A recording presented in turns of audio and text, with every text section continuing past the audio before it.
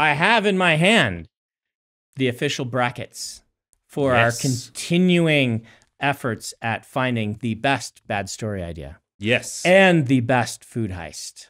And so today we are on seeds number 5 versus 12. Okay. Do you want to hear the bad story idea? I am so excited to hear them. All right.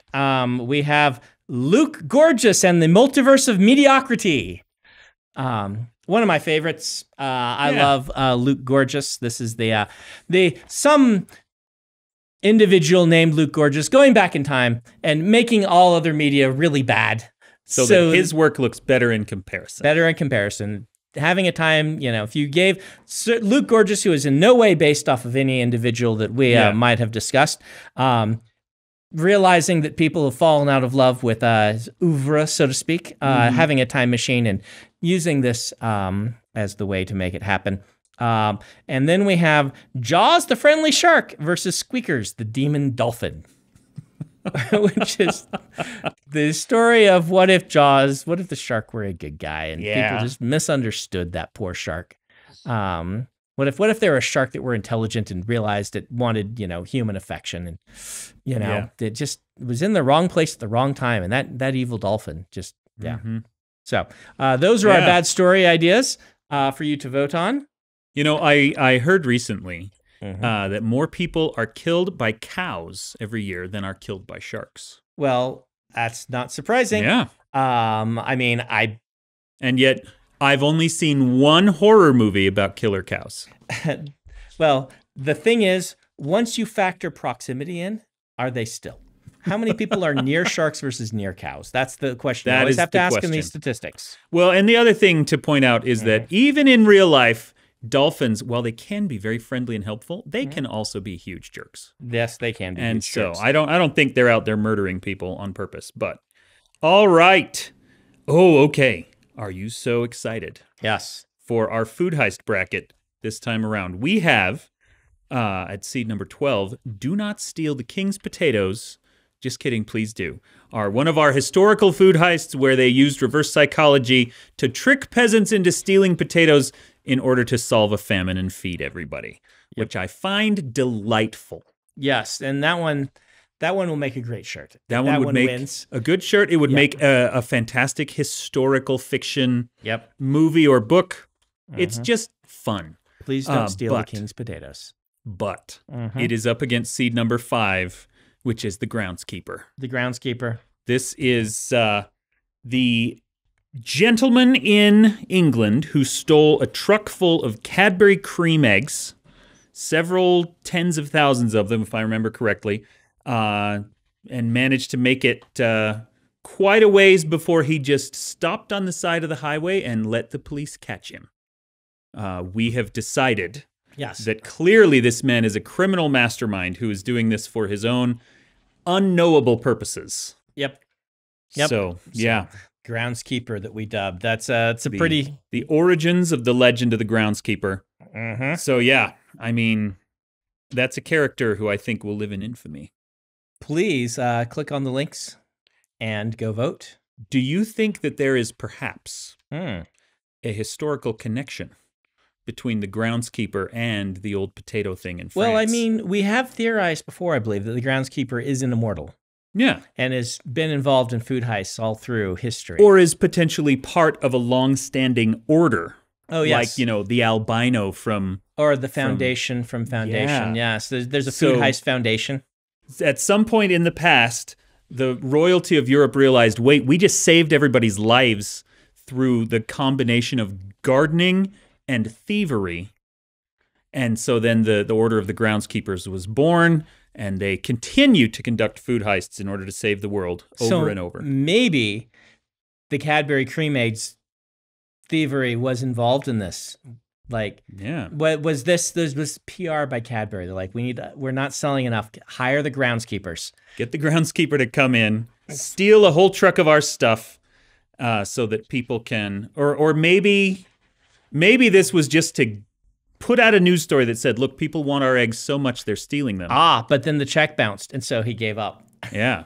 Or maybe he realized, I don't want to be a corporate tool. Mm, And so he stopped. He had a crisis of conscience. He's like, I'm not going to play into your artificial scarcity to I'm increase supposed the to be prices of eggs. saving people's lives, and this is what I've become. Yeah. Yes, he had a crisis where now he's like, I need to Long, find a dark way night of the soul. to get people to steal vaccines instead.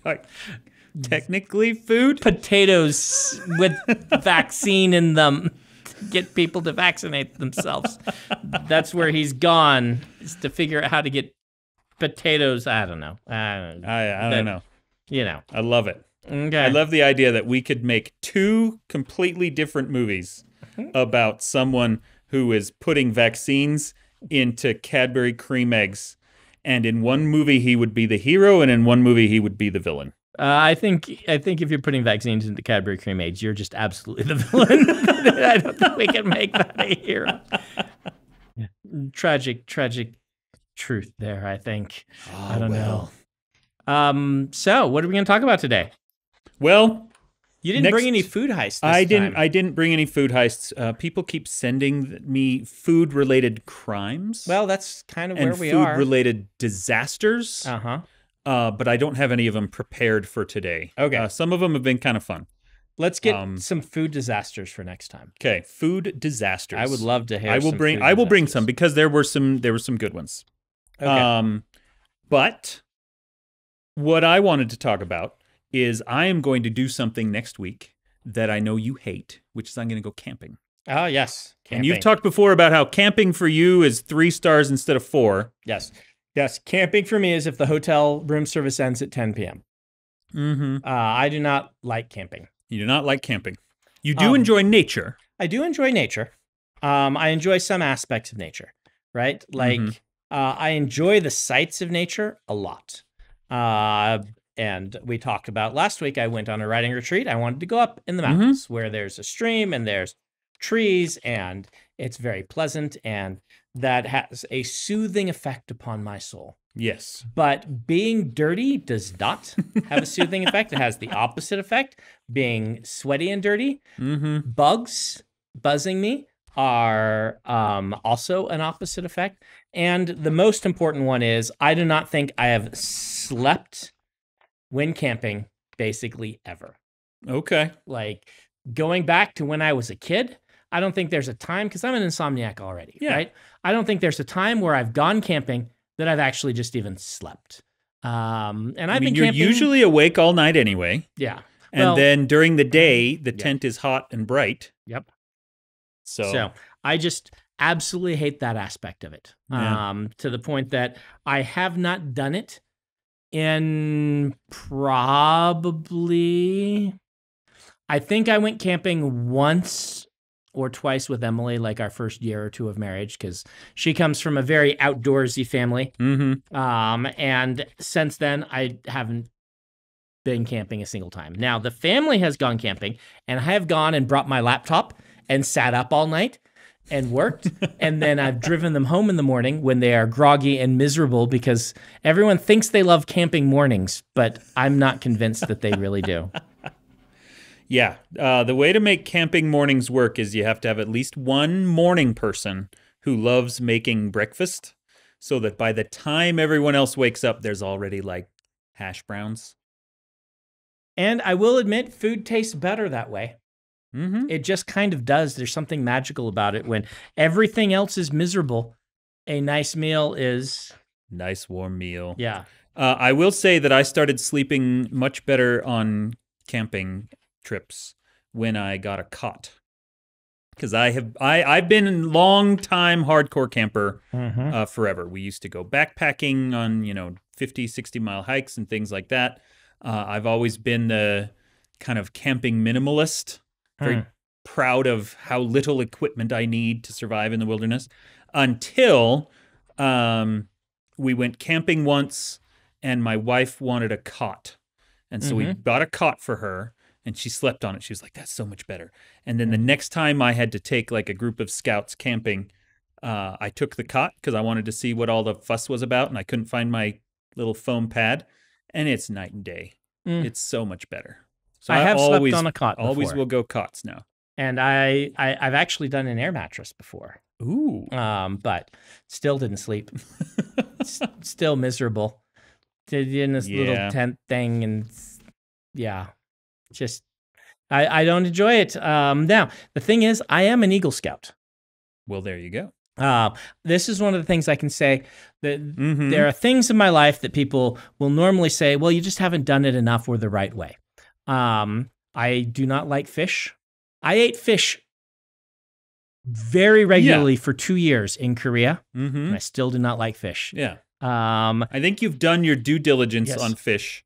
And if you've got an eagle, you've done your diligence on camping. I have camped a lot. And I will say camping is better now than it used to be. Do you remember the tents? Oh, yeah. Did you have one of those tents when you were a kid? Like the canvas ones? Yeah, the canvas ones that take spring bar 2 hours to put up. Yeah, we actually still use some of those with our church group. What's wrong with you?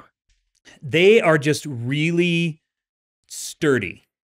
They are durable tents. They're durable. I don't know that they're sturdy. The ones with the really lightweight ones that are easy to set up. Yes. A group of teenage boys is going to demolish those so quickly. Whereas these old school canvas spring bars, they can take a licking.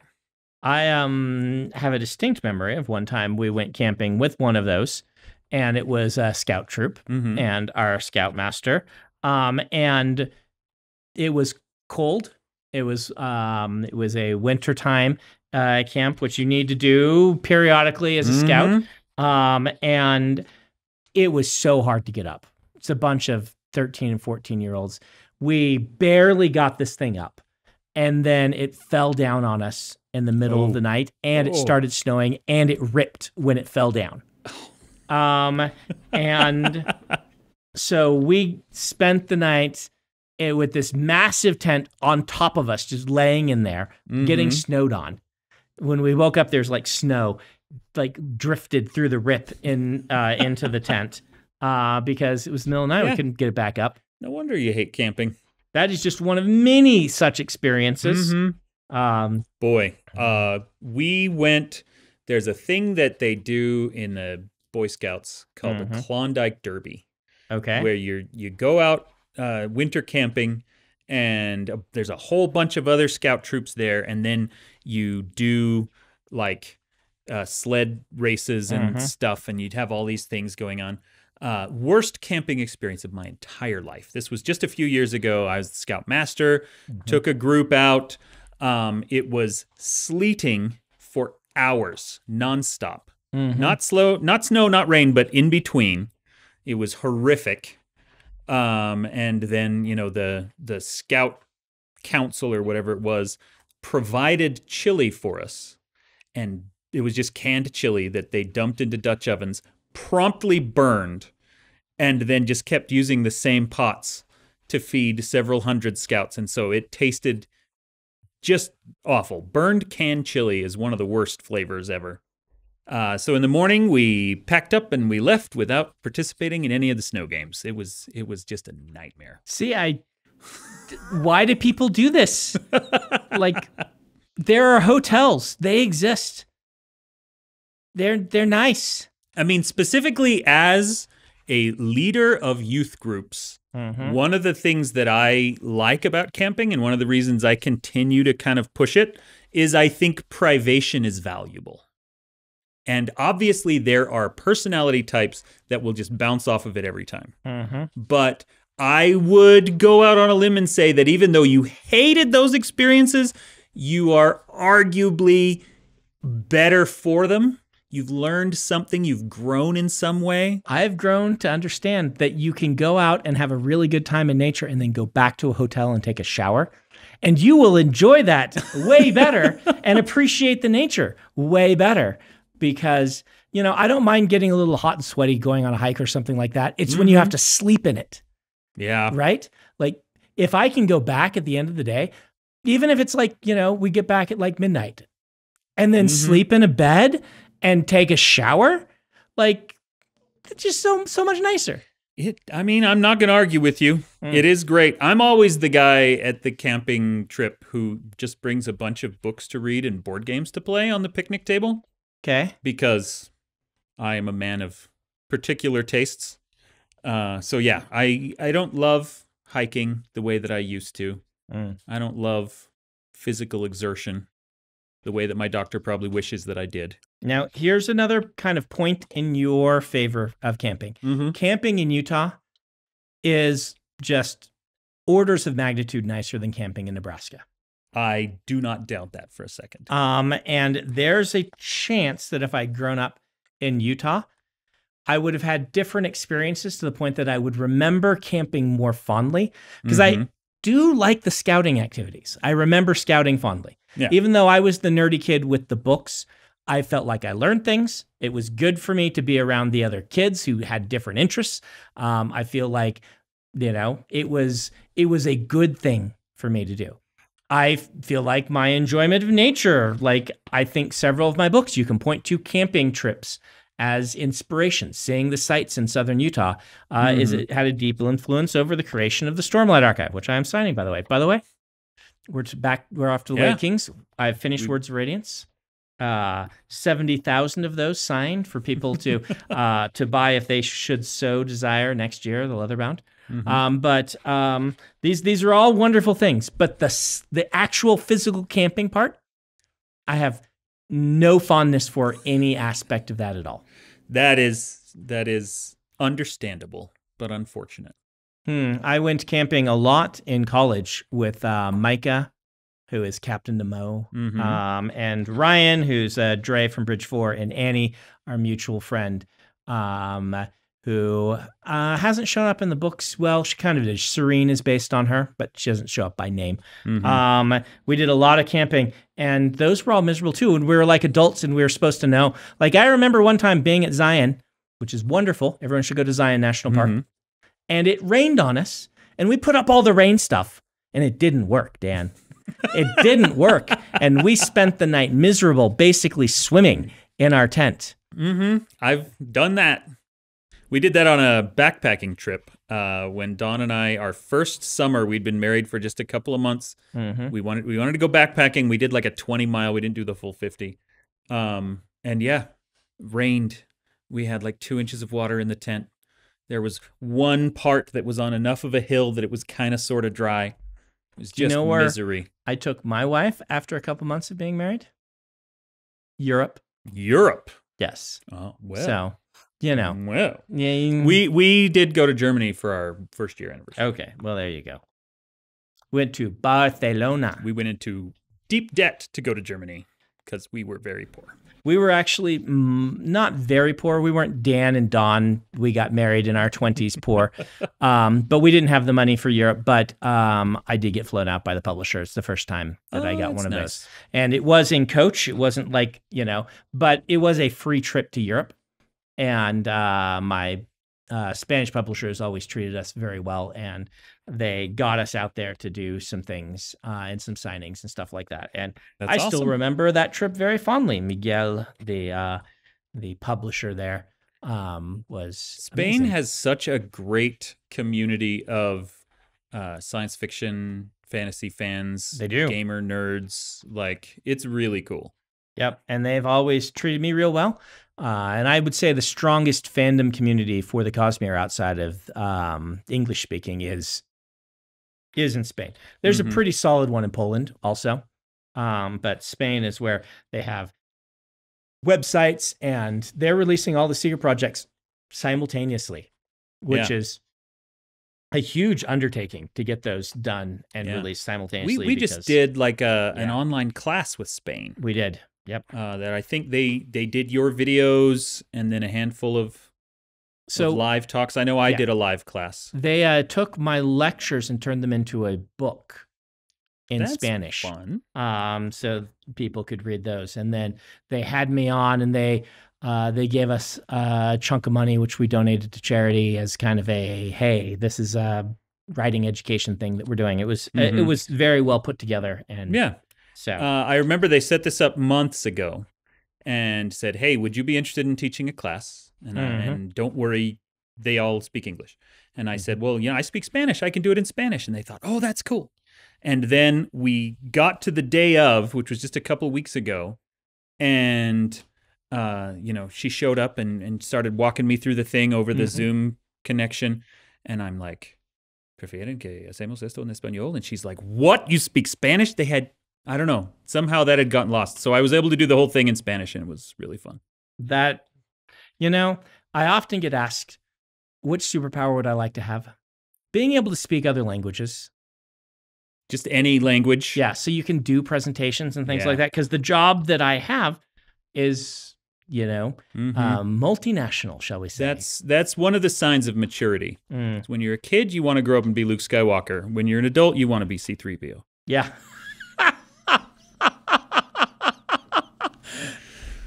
Did you just come up with that? I did. Aren't I fun? That's pretty genius, right? Gold star to you. Hey, thank you very much. I have a question, getting back to the camping. Yes, unfortunately. I have mentioned several times that I've been like a scoutmaster and a youth group leader and things like that, and I'm still in that position in my local church. Yep. And have you been put into the youth programs? Have you ever had to be a young men's leader or a scoutmaster or anything like that? Twice. Once. Like in scouts or just in... Both times. Really? Yeah. So once was when I was like 19. Like I went away to college and came back for a year. And then I was still just a kid. Yeah. Right. 19. And I just, did the whole thing. And then the next one was Brandon Moore as his self that he is now. And they said, well, we really want you involved. And I said, do you know about me and the outdoors? They're like, well, we have some kids that are like that. And they might appreciate having a leader who is like that. And I'm like, all right. And I didn't go on any of the campouts.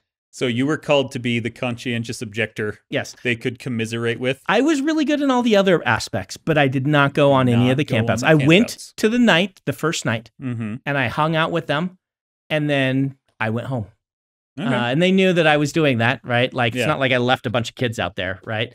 But unattended. Part of it was I have writing group on Friday nights. I'm like, I'll go out with you on Thursday night, but on Friday I got to be home for my. Got to be home for writing group. I am ditching writing group next week because I'm camping. It's all right. Sorry. I could totally have ditched writing group. They all kind of understood. The real fun thing is this is. I don't know if this will make sense to anyone, but there's a thing called Wood Badge. Do you know what Wood Badge is? Yeah. Wood Badge is like the ultra hardcore, you're going to be like a super scoutmaster training thing where you go and you like do team building with other scoutmasters and you like live off of the slime that you get out of ponds and you like, you drink all the Kool-Aid.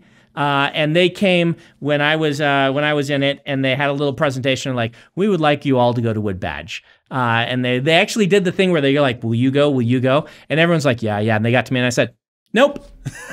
Just straight up, straight to the leader. They're like, well, what can we do to resolve this? I'm like, I'm not going to Wood Badge. Sorry. No.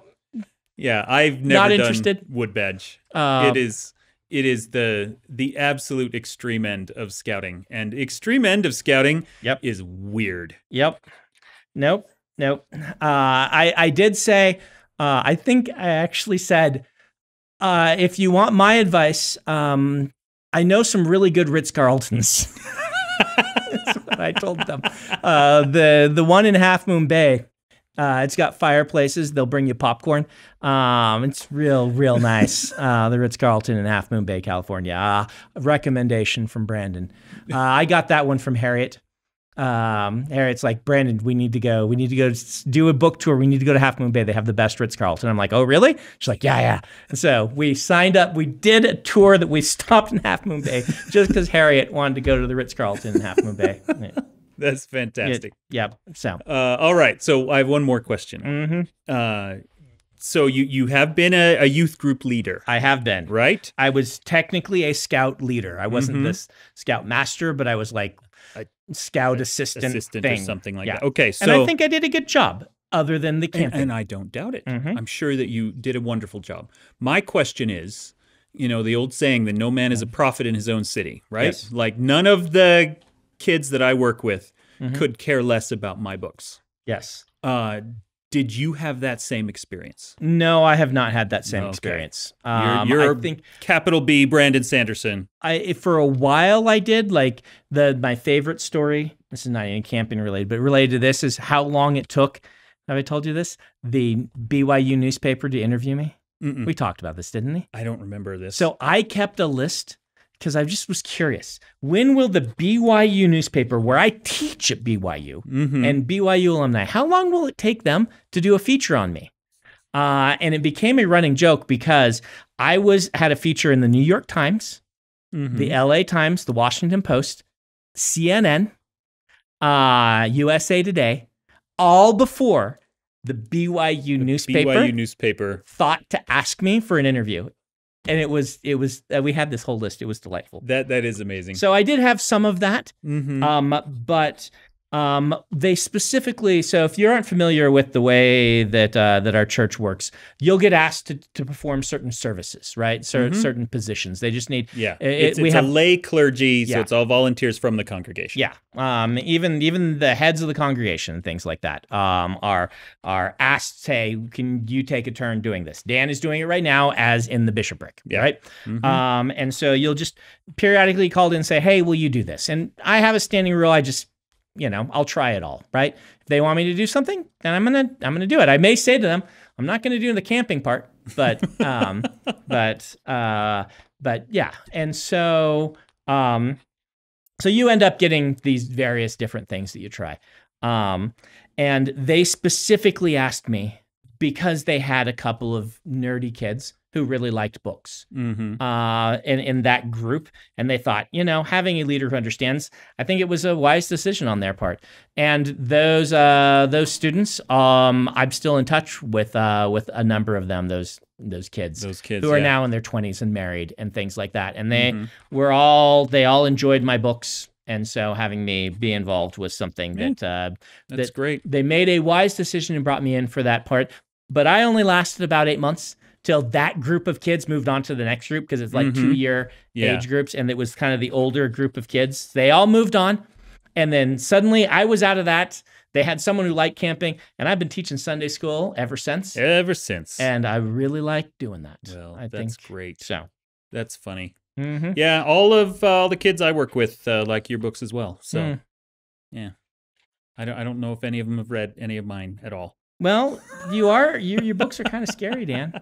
You are occasionally a bit of a scary dude. The Relief Society, which is the organization for adult women in the church, they have a monthly book club, and they did Partials as one of their books.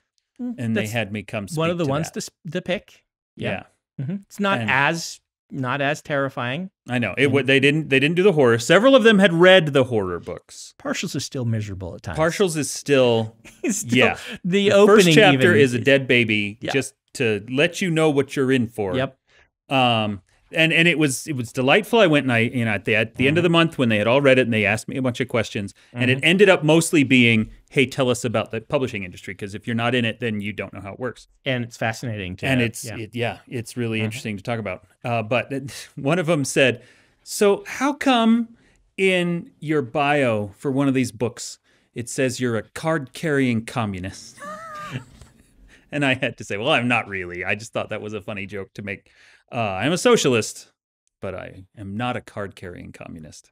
I thought that was great that was the one thing that they pulled out of the bios to ask me about. Well, I'm not surprised in the least bit that they would ask you about that.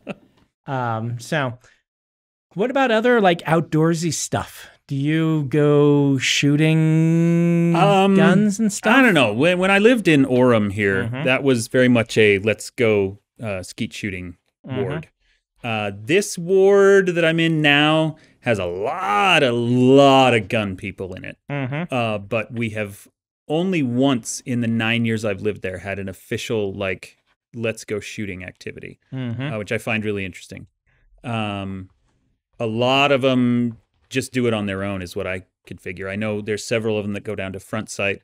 If you're familiar with that, it's like a gun training thing in Nevada. Okay. They do that once or twice a year. Have you been hunting? I have never been hunting. Neither have I. I don't think I would enjoy hunting. Yeah. Yeah. I like backpack. I used to like backpacking. I'm way too out of shape to do it anymore. I like looking at nature more than I like participating in nature at this point in my life. So I'm very much the base camp guy. I will help you get the tent set up. I will help the food guy get all the food stuff ready. And then I will preside over the camp while other people, younger people, go out and take them hiking or take them bow shooting or frisbee golf or boating. Our ward loves going boating. I used to joke with Becky, who is one of our executive assistants. She's my sister-in-law. My brother-in-law, Pete, is an outdoorsy guy. I always joked with him, like, if they ever start making me actually go camping, congratulations, Pete, you're going to get a giant camper. Because I wouldn't know what to do with one. I don't know that I'd be able to drive one. But if someone were to have one that could appear at the campsite with the giant camper on the weekends where I am forced to go camping, then that is a thing I would do. Okay. So he was always somewhat excited, somewhat trepidatious, as he wasn't sure where he would put, because they're big. Yeah, and I don't do things halfway, right? No. Right? Like, so if he didn't want it, if I am ever in that position, Dan, I might say, hey, Dan, do you want a $400,000 camper? Make it appear in the places I need to be. I looked up how much the most expensive ones. I don't think I would actually do that, but there's really nice campers. They're really nice. There's like one of my neighbors would bring one whenever he was forced to go camping. And they have like $400,000 campers that are just like having a little mini Ritz-Carlton in the middle of the wilderness. I don't know if they actually come with a butler or not, but yeah. I actually seriously considered like one of the cheaper but nicer ones when I got called, but they didn't end up making me go camping. Yeah. And I went to the places they camp. The camper wouldn't actually have gotten there, which is part of the problem, right? Like you need like for those big ones like a parking lot. You need the big spots. We've managed to fit my neighbors into some pretty small spaces. Yeah. But yes. Does he have one of those real like super like Brandon-esque ones that's like a little mini hotel room? It was pretty nice. I don't know if it was 400,000. It did get stolen from him a few years ago. Wow. And then he bought another one. Huh. Okay. But yeah.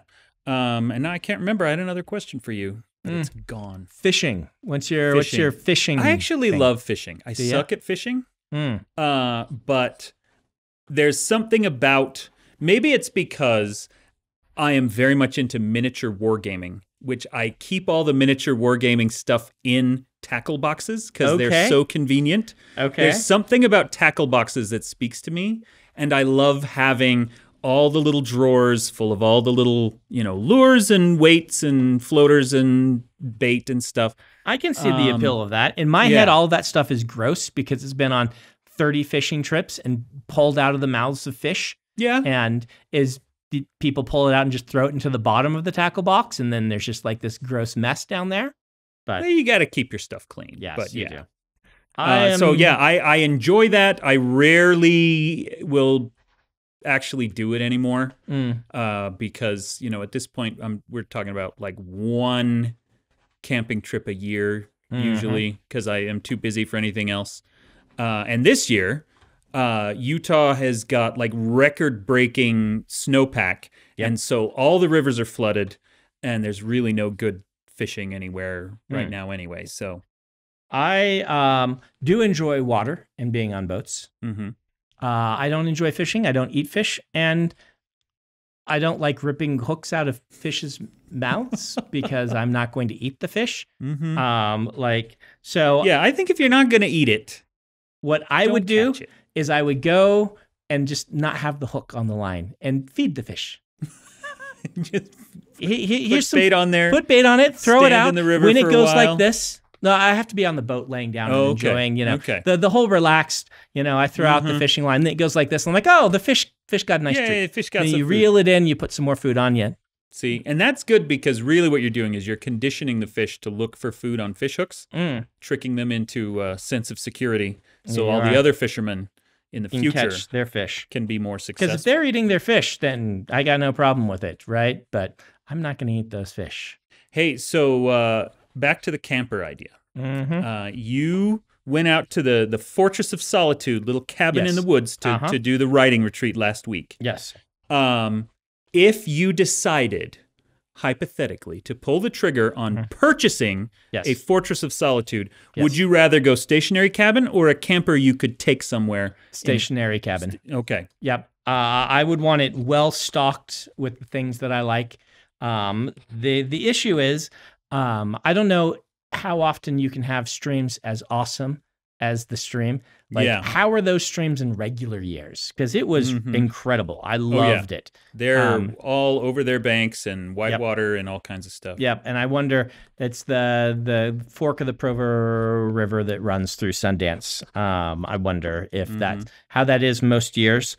But not as big as it is this year. So you would rather find one ideal location than a variety of less perfect locations. Yes, and that's partially because if I want to use something regularly, I want it to be close and easy to get to, right? Now, travel-wise, like if I'm going large distances, like my wife kind of wants a house in Hawaii because we go to Hawaii a lot, and I'm like, no, I'd rather just stay at a resort. I'd rather go to different resorts in different places because it's far enough away.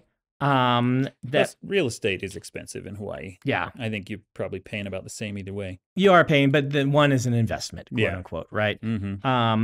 And so I don't know that I would want to go do that and buy one and things like that just because, right? But if it's something where it's like, I want to go right today in my cabin, I don't want to go find a place, get in the camper, like I want to just drive to my cabin, be like, I'm staying here tonight and I'm riding in the cabin. Everybody leave me alone. That would be and that's really one nice. of the great parts of Utah, right? We can drive half an hour from this house and be in the depths of the Rocky Mountains. Yes. And, Robert Redford, bless him. There's a place you can go that has Wi-Fi and is maintained, and there is a really nice restaurant in just right down the way because I've never eaten at the Sundance restaurant. Haven't eaten at the Tree Room? Tree Room's very tasty. We went there last week because I was up there. They have, it's just Robert Redford made sure that there was a nice place to eat up there. And again, thumbs up to Mr. Redford for that.